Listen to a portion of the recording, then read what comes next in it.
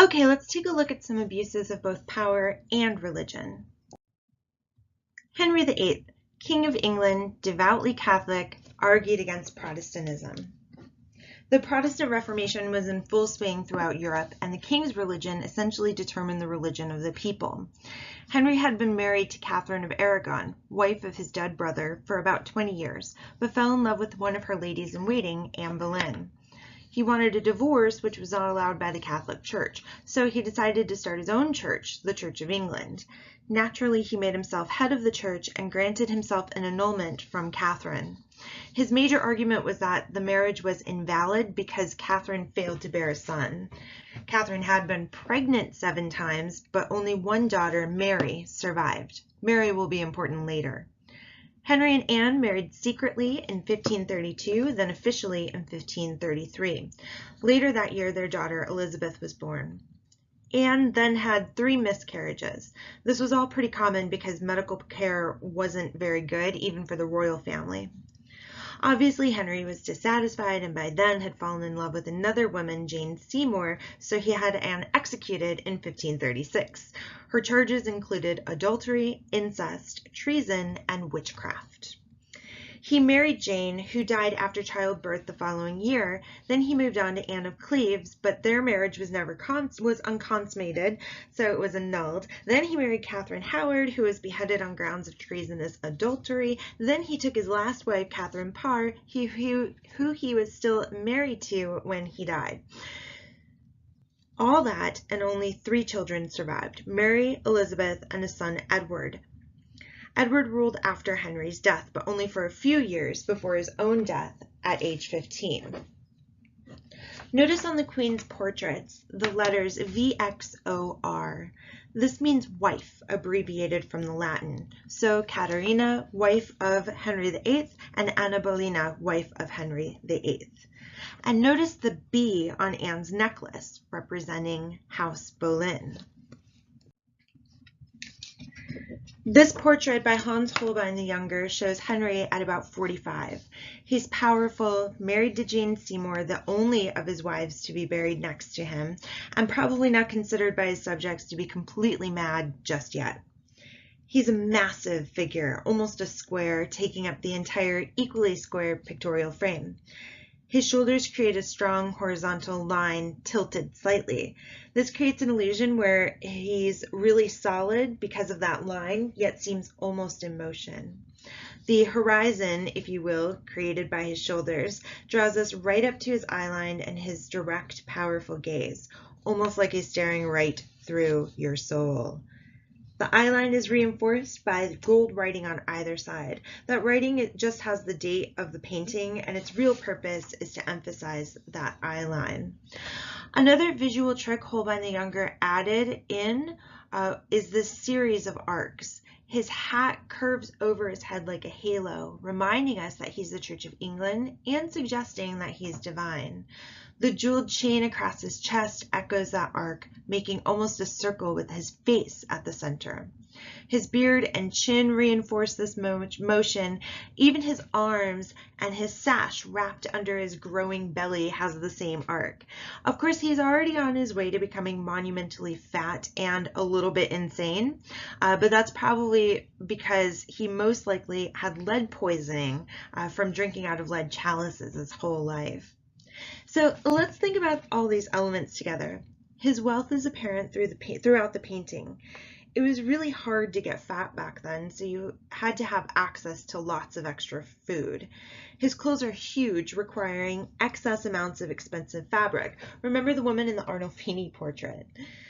Huge clothes also meant people needed to get out of his way and let him visually dominate everyone in the room. He's dripping in jewels, from his hat and necklace to the pearls and what looks like maybe onyx or garnet sewn into his clothing. The clothing is moving, undulating, just like the arcs that sort of swing across his body, yet the image is stable. His face is such a stark, flat color compared to everything else that we're drawn to it. It's like the eye of the storm, calm and steady in the chaos that surrounds. Total propaganda.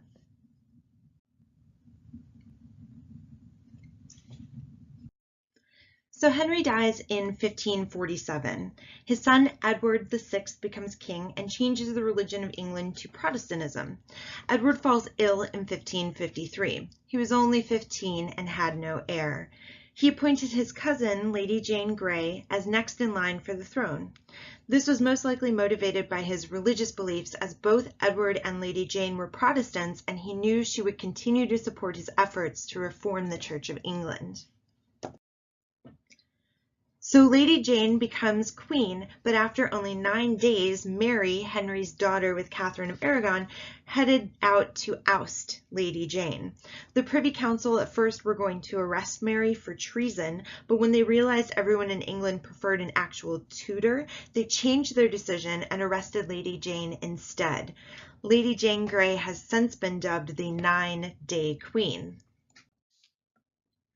Mary I is declared sovereign, and Lady Jane is beheaded. So Mary's queen. Looks like a sweet lady, right? Okay, here's her when she was younger.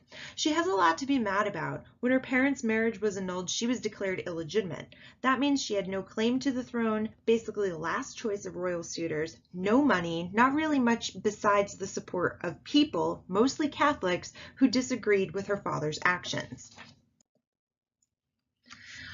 Here's Mary at about 37. She's very solid, very stable, qualities the people of England would have been craving in a leader.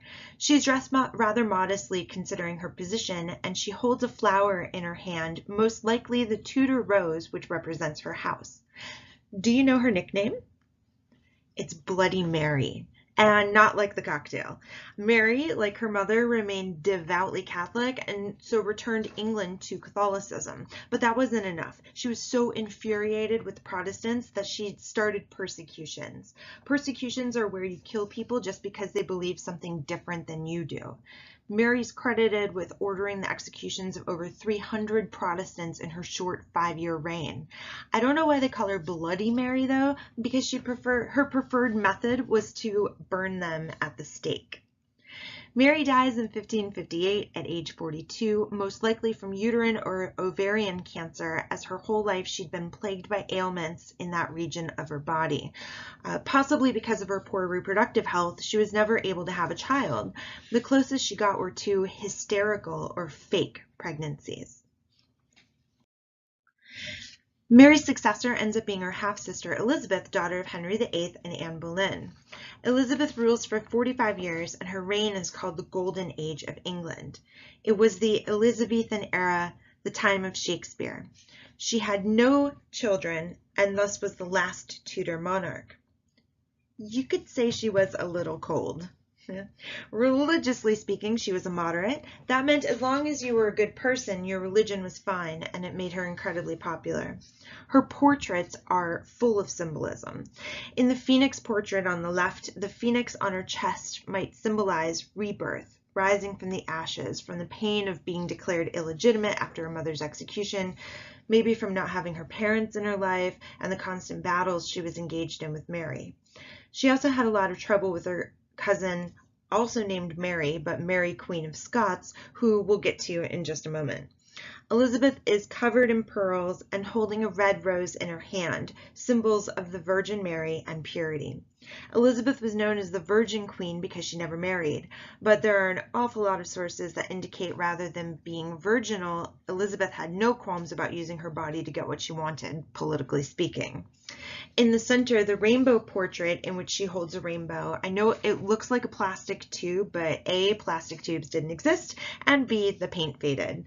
The writing translates to no rainbow without the sun. I think it's safe to assume that she is the sun. On the right, the Darnley portrait, she is again drenched in pearls. The torso of her dress is reminiscent of a men's jacket, an interesting move in a time when dressing outside the expectations of one's gender could lead to public scrutiny at the very least. She holds a bouquet of ostrich feathers in her hand. Exotic feathers are always a symbol of money and taste in pre-modern Europe.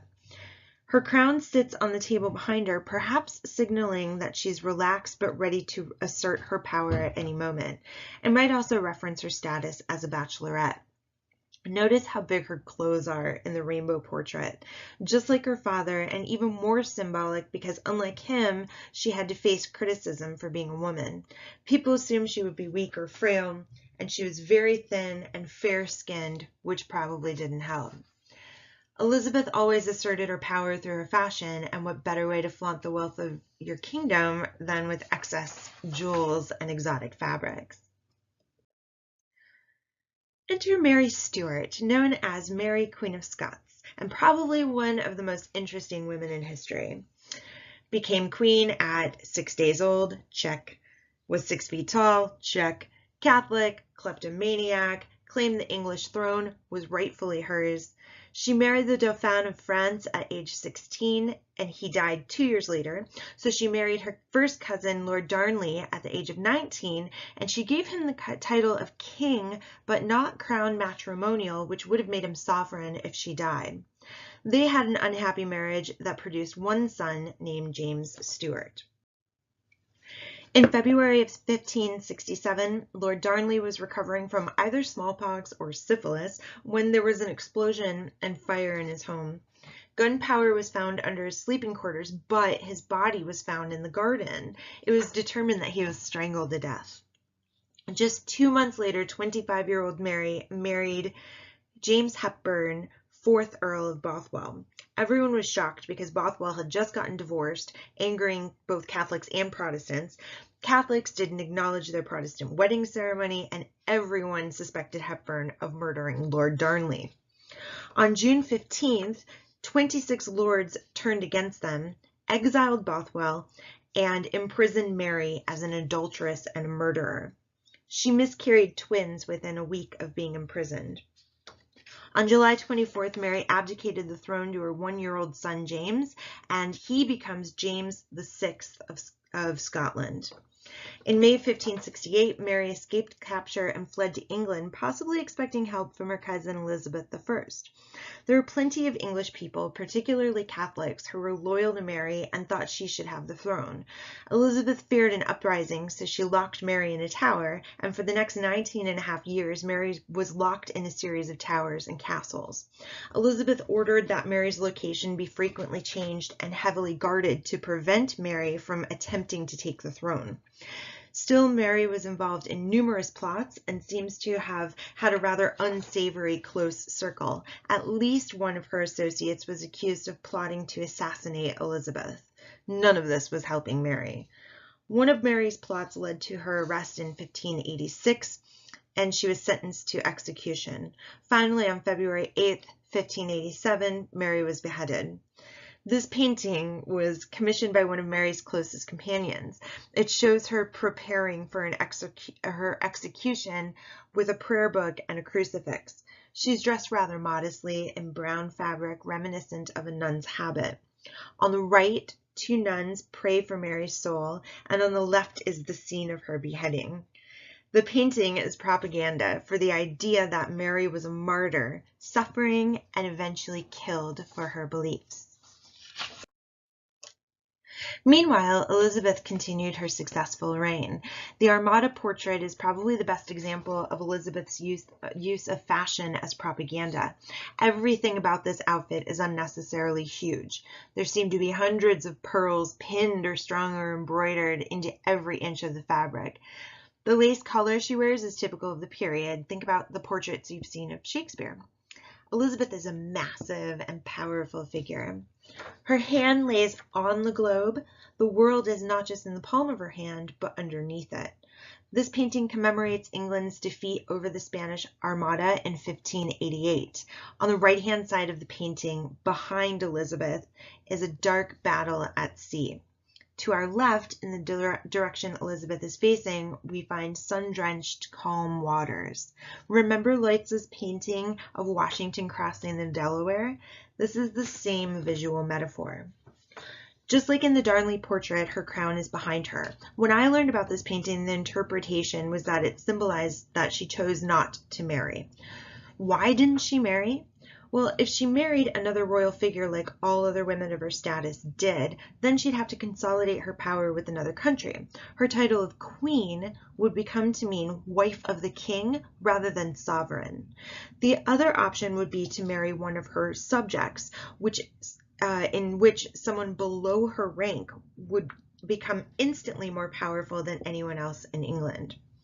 One of Elizabeth's most famous quotes is, "I would rather be a beggar and single than a queen and married." In our last image of Elizabeth, she stands literally on top of England. Think about all the things we've seen before, the pearls, the huge clothing, the darkness and light. Also, as a side note, her body looks weird because the fashion was for corsets that elongated the torso into a V shape rather than the more common hourglass-shaped corsets. Elizabeth died in 1603, and Mary, Queen of Scots' son, James VI, still King of Scotland, was titled James I, King of England and Ireland. And that's the story of the Tudors.